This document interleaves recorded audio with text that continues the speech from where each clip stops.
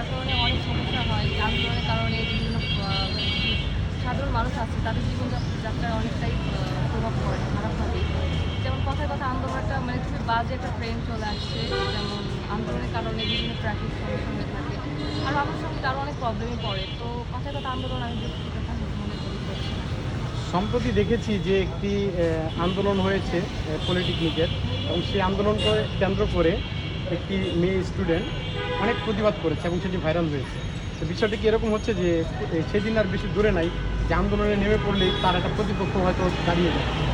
হ্যাঁ, আসলে এখন যে বাংলাদেশের পরিস্থিতি এই জুলাই আন্দোলনের পর থেকে যে একটা সরকার পতন করেছিল তাদের ভিতরে এই জিনিসটা মানে এস্টাবলিশ হয়ে গেছে যে আন্দোলনের মাধ্যমে অনেক কিছু সম্ভব।